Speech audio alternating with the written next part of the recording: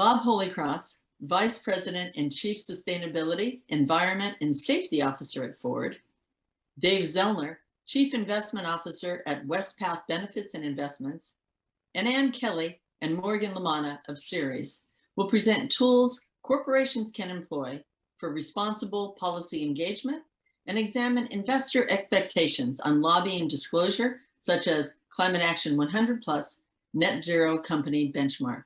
Over to you. Hi, my name is Morgan Lamanna, and I am Senior Manager of Investor Engagements at Ceres.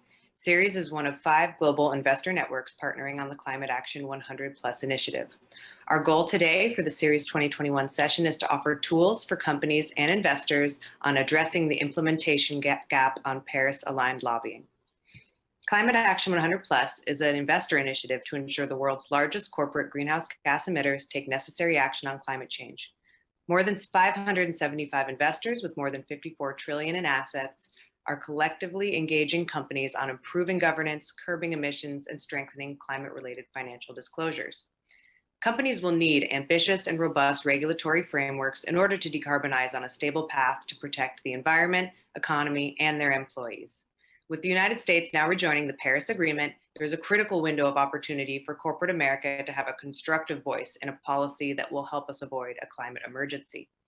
This week, Climate Action 100 Plus released its Net Zero Company Benchmark, and company assessments reveal that while half of the companies assessed have set net zero emissions by 2050 targets, no company has fully disclosed how it will deliver on those promises at the breadth and scale necessary to stabilize the climate and achieve the goal of the Paris Agreement to limit global temperature rise to no more than 1.5 degrees. And very few companies are disclosing how their lobbying is consistent with meeting those targets. These are the 10 indicators of the Climate Action Net Zero Company Benchmark. Transitions Pathways Initiative and FTSE Russell conduct company research and data analysis for each of these. Indicators 1 through 4 are related to greenhouse gas reduction commitments and targets that the company has made. Indicators 5 and 6 are on decarbonization strategy and capital allocation alignment. These are related to the necessary action companies must take to reach those targets. Indicator 7 is related to climate policy, engagement, and lobbying, which we'll go into in more depth. And Indicator 8 is on climate governance at the board and executive level, including how executive compensation has been designed to deliver on greenhouse gas reduction targets. Both Indicators 7 and 8 demonstrate that companies are taking action to align their targets with their business strategies and working with the board to do that. Finally, Indicator 10 is specifically related to TCFD disclosures. Here is more detail on Indicator 7, which was developed based on investor expectations on company climate lobbying set out by over 200 investors over the past 2 years, asking companies about how they're governing, disclosing, and engaging positively with policymakers on climate. There are 3 sub-indicators. You'll see that on direct lobbying, only 5 companies have committed to align their own lobbying with the Paris Agreement. This Indicator 7.2 is on indirect lobbying. There, 18 companies have committed to ensuring that their trade associations lobby in line with the Paris Agreement. Finally, on Indicator 7.3, only 18 companies have done the full trade association review that has been requested by investors, detailing how each trade association's position on climate policy aligns with their own and what actions the company is prepared to take to align their position with that of their trade association. Finally, investors are engaging on climate lobbying this proxy season and have seen a number of commitments from companies already. Engagement in Europe by leading investors has led to most all of the climate action focused companies making a commitment to disclose in line with Indicator 7. So far, only Eni and Rio Tinto fully meet all of the disclosure indicators. Additionally, many investors in the US have been engaging with climate action focused companies, and several have committed to disclosing in line with investor expectations this year, including Duke, Ford, and Valero. Finally, Climate Action 100 Plus is flagging 5 key proposals worthy of consideration by other investors because they advance the central goals of Climate Action 100 Plus. These flagged proposals are only a subset of climate-related shareholder proposals coming up for votes, and more resolutions will be flagged on the Climate Action website as engagements progress throughout the season. Just a few to share with you related to Paris-aligned lobbying. Phillips 66 and General Motors are asking for disclosure on climate lobbying practices. The filers, California State Teachers Retirement System, and the Office of New York City Comptroller want the companies to detail if and how their lobbying and the lobbying of their trade associations align with Paris goals. Exxon is also being called upon to fully disclose its climate lobbying, including the lobbying by trade associations that it supports, in a proposal filed by BNP Paribas Asset Management. Now, I'm going to hand it off to one of the leading investors setting out investor expectations on company climate lobbying, Dave Zellner, of Chief Investment Officer at WestPath. Dave? Hello, and thank you for the opportunity to address attendees of Ceres 2021 about Paris-aligned lobbying. WestPath is the agency that administers benefit programs on behalf of the 100,000 United Methodist Church plan participants. We also invest on behalf of more than 120 United Methodist affiliated institutions. Church law directs that we act solely in the interest of our stakeholders as a prudent person acting in like capacity. The church also asks that we make a conscious effort to align our investments with the church's social principles or values. Reflecting on the values of our denomination helped frame our understanding and vision that a sustainable global economy is required to achieve investment results that will provide our participants with income security in retirement and help fulfill the mission of our endowed institutional investors in perpetuity. Now, we define a sustainable economy as one that achieves social cohesion, prosperity for all, and environmental health. International policy initiatives like the Paris Agreement clearly promote our vision and will create meaningful systemic benefits such as healthier global markets and more resilient companies. Achieving these goals require a supportive public policy environment, be it Paris-aligned policies, domestic regulatory changes, or further international coalition building. While the companies with which we engage tell us they support change, they are often reluctant to implement sustainability-related changes that exceed the standards set by existing regulation. They tell us the cost of doing so may result in near-term competitive disadvantage. Hence, we believe supporting public policy changes that level the playing field by seeking to promote more universal sustainability standards in reporting will generate market-wide long-term support for a sustainable economy. While we are encouraged to see some companies say they support public policies for a low-carbon transition, we still see a disconnect between what they publicly state regarding the need for fair public policy and their continuing funding of corporate lobbying efforts aggressively opposing essential public policy changes. Our vision for a sustainable economy, as well as the ESG best practices accepted by our peers, leave little room for lobbying that preserves near-term profit maximization and sacrifices long-term sustainable company profitability.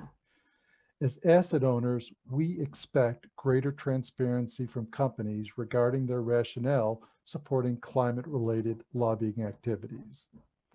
Transparency and disclosure of climate-related lobbying activities are important first steps. We want to know if the lobbying activities of the companies in which we invest align with the company's statements supporting climate policy.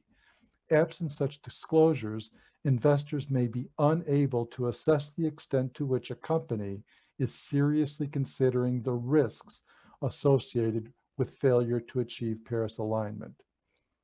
Asset owners must critically examine how they appraise their external asset managers' ESG integration efforts, including how asset managers consider climate lobbying practices in security selection. We must change our expectations of our asset managers and pivot away from a focus on short-term benchmark comparative performance. Doing so results in asset managers resulting companies that produce positive short-term results. Because of this counterproductive cycle, companies prioritize near-term profit maximization instead of sustainable policies with longer-term value creation. Lobbying against public policy that may jeopardize near-term performance is one of the tools employed here. If we want real change, if we want companies to adopt sustainable long-term business practices and avoid the market's continuous focus on near-term profit maximization, we must critically evaluate our expectations of asset managers. Only then will asset managers adjust their expectations of companies. I am optimistic that ongoing conversations about climate lobbying disclosure will be the spark needed to ignite real behavior change by investors and subsequently the broader corporate community. Thank you again for this opportunity to discuss our view on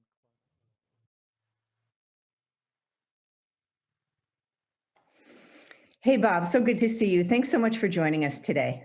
Thanks, Ann. It's great to be with you. Now, I told you when we spoke before that I grew up in Detroit, not far from your world headquarters. And so I'm very familiar of Ford's legacy and your importance to the Motor City. And you've been there for 27 years, is that right? Gosh, yes, it's sometimes hard to hear that out loud, but I have. It's been 27 years and it's been quite an experience. So absolutely great to be here. So you well remember the jingle, have you driven a Ford lately? Absolutely. Going back. Have you, Ann? Have you driven a Ford lately? I have driven a Ford lately. Yes. Oh, that's the right question. He was ready for that. And I did not set him up. I have driven a Ford lately. Listen, I grew up with friends and family deeply committed to Ford Motor Company. I could talk at length about Henry Ford's original decision to make sure he paid his workers enough so that they could buy the product. That's the message I grew up with. Anyway, we won't talk about our history. Bob and I have far too much in common. We're both from MSU. We're both Spartans. But I wanted to tell you, Bob, that it was wonderful to hear Billy Ford talk to Mindy Luber last night about the legacy of Ford and Ford's values as a company. And, you know, today we're going to zero in on an important choice that Ford made these last 2 years that I think really reflects your values. And just to set the context for our listeners, obviously, you know, we're talking about Paris-aligned lobbying. We just heard both David and Morgan remind us that investors truly care about this gap between climate leadership and climate lobbying. Saying one thing to customers, saying another to lawmakers. Simply unacceptable at best, contradictory at worst, a downright hypocrisy. And so that's what we're going to get right into today. And we're going to talk about an important decision that Ford made. We're going to talk about your relationship with your trade associations, Bob, and sometimes competitors, sometimes peers. And then let's look to the future and the Biden administration and your plans and your vision going forward in just the few minutes that we have. So let's start out with, again, to set the context, the former administration had made a decision about weakening fuel economy standards. Ford stood up. You did the right thing when it came to the California Compromise. And we'd just love if you could talk about some of the drivers and the benefits around that decision. Yeah, thanks, Ann. And, for us, it goes back to what you said, right? When it comes to values and, being true to your messaging and your purpose and what you're ultimately trying to accomplish, right? And, sometimes the challenges can be, how those messages play out over time or what the politics of the moment are, what have you. But from a value standpoint, I mean, we're proud to have been one of the few companies, I think, over the long term that has recognized that climate change is real. And certainly when we look at the situation we're in now, the urgency has never been greater. And so the actions that are required by all of us to mitigate those impacts really require more than just, the aspirations and the statements about what we want to accomplish, but what are we actually all doing collectively and individually to make it happen? So when you think about, what that's going to take, it's going to take actions both in the short term and in the long term.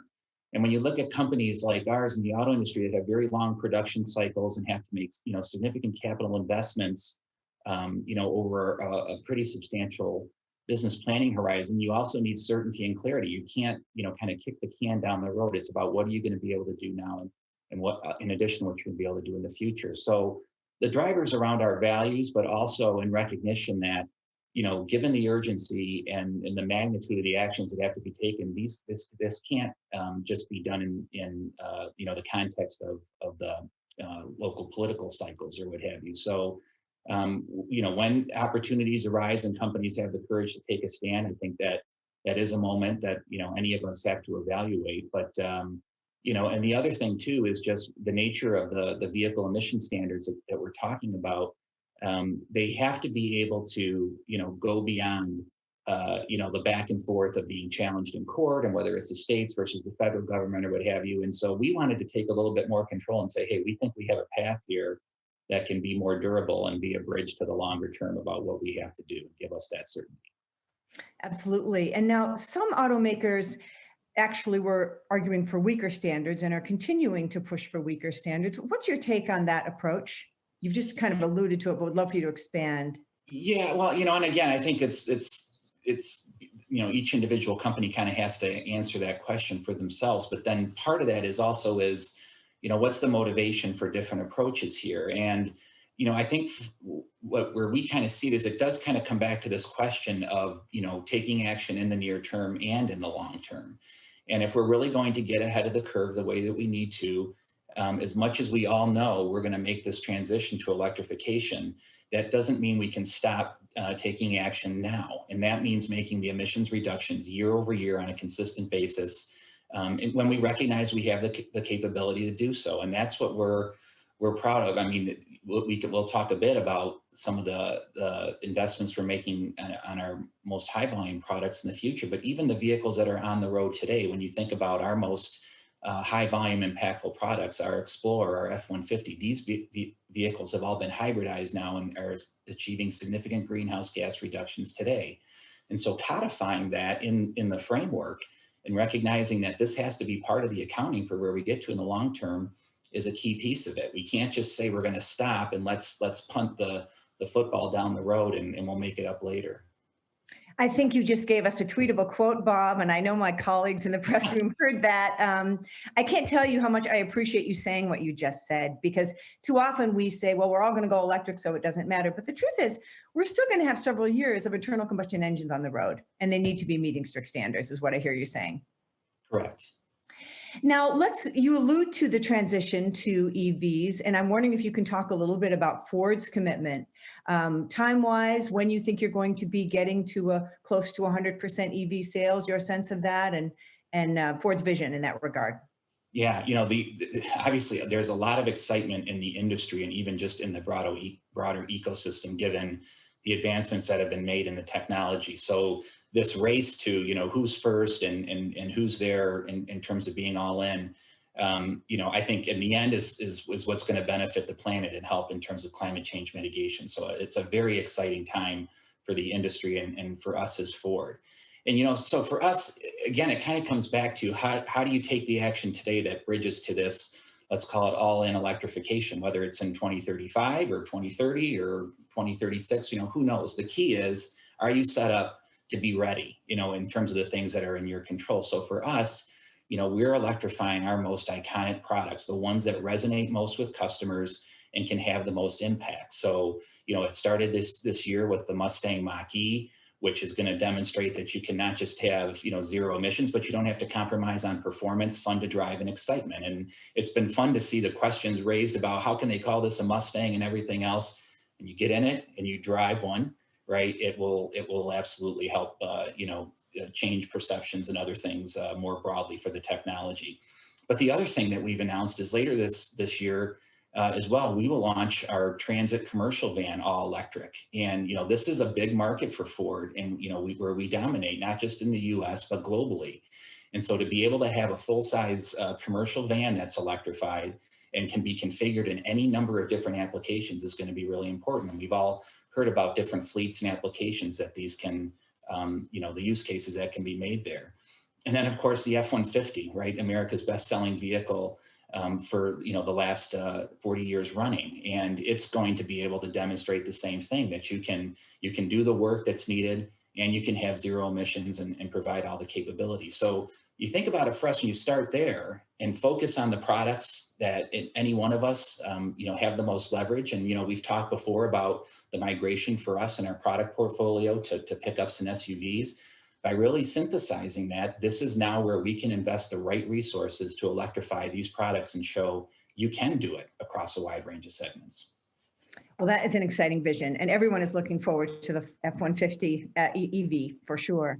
Can you say a little bit about, I just want to touch on trade associations for a moment. I think a lot of our listeners, companies are members of trade associations. The trade association takes a position they may not agree with. Talk about that struggle, that journey of being able to stand up to in a trade association, even though those may be your peers. And that's not always easy to do because you might value the trade association for a lot of other reasons. If you can talk about your decision-making process in taking that action and what you might recommend to others who are facing this similar dilemma. Well, sure. No, I mean, it's a fair question. And, you know, the trade associations, whether it's in our industry or others, you know, obviously there can be a lot of advantages in numbers, right? And when an industry can come together on any variety of positions to, you know, to have alignment or a common cause, then, you know, obviously there's leverage there in being able to move the needle forward. But inevitably, there's going to be things in any industry where there may not be full alignment because of, you know, different places that companies are in or what have you. And so I think the key thing for companies, and certainly, you know, for us as Ford or whatever, where we see differences with trade associations that aren't in alignment, you know, especially when it comes to our core values, and even more discreetly on some of the individual things that may come along, we have, you know, consistently said that we will always reserve the right to take our own position. And I think the key thing there is you have to be transparent about it. You know, there'll always be calls around, well, then doesn't that run in conflict? And, you know, shouldn't company A pull out of association B or what have you? But the reality is that these types of discussions and even these issues that present tensions within the associations, companies staying in is what allows them to help influence the association in some cases. And so, you know, depending on the issue, you can be on different ends of that, but we want to be a part of the discussion. We want to be at that table. And I think, you know, in a number of cases, you know, whether it's us or others, we've been able to help each other kind of, you know, most of the time get to where we need to be. But where we don't, then we're gonna take a stand and we're gonna follow our path. And, you know, we talked about the California framework and, you know, some of the issues around past litigation that Ford's not been a part of. We're going to continue to take those stands. And I think the key thing for companies is to be transparent and real clear about it. Absolutely. And in your process, Bob, some of our listeners may be wondering it. For many companies, there can be a bit of a dilemma, a bit of a contradiction between the Sustainability Office and the Government Affairs Office. Can you talk about how Ford merges those two functions to come up with the decisions that you've been able to put forward? Yeah. So, you know, the nice thing is obviously, you know, in a complex industry or a complex company like Ford, where there can be any one of these different issues. And, you know, David talked about it too, about choices, or, you know, is there the sustainability vision and the short-term profitability vision or what have you. You know, honestly speaking, we don't see these things in conflict. And quite honestly, that's I think the advantage is companies can see all these things coming together and they don't have to be at the expense of one another, that you can, you know, have sustainability and the viability of your business by making sure you're preserving for future generations the ability to do the same. If you can get that alignment, you have it, like we do within Ford, it makes it a lot easier. And so, again, it always comes back to being rooted in your values. And, you know, whether it's our government relations team that we partner very closely with, you know, in terms of the sustainability activities in Ford, but even more importantly, all the way through our operations, you have to treat sustainability and integrate it the way any company does. The example I like to use is quality. These are not separate issues, or in the case of building a vehicle, a thing you bolt on at the end of the process. It has to be there all the way. You know, and also with it, whether it's in your supply chain and all the way through dealer network and others. So we have to stay very close, and I'm glad, you know, and I'm proud at Ford that we do. Yeah, for sure. You just gave us another tweetable quote that I'm sure my colleagues picked up there.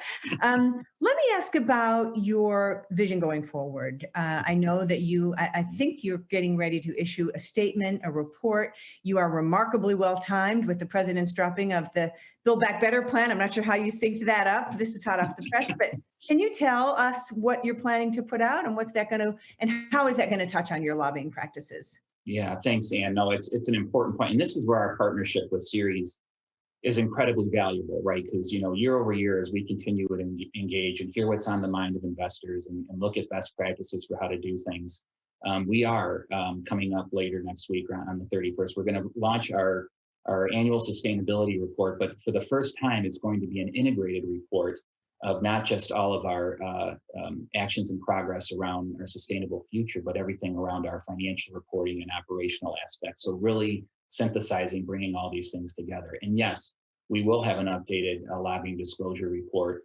based on feedback we've received from what investors are looking for. So more than just the disclosures around how much money was spent, who talked where, what have you, but tying it together in terms of, what are the positions we're taking, how are these different transactions related back to our positions? And then even to your point on the trade associations or the coalitions, showing where coalitions have positions, what our position is, where there's alignment or where there may not be, and how we resolve that. So again, back to transparency, authenticity, so that it's the information's there and it's really clear, and it's not just transactional. You can link it back to what the overall purpose is and what we're trying to accomplish. So that's really interesting. Just to clarify, you are going to be revealing specifically your climate lobbying, what positions you took and why, where there was alignment with the trade association and where there wasn't. And that's going to be all laid out in the report next week. It will, yes.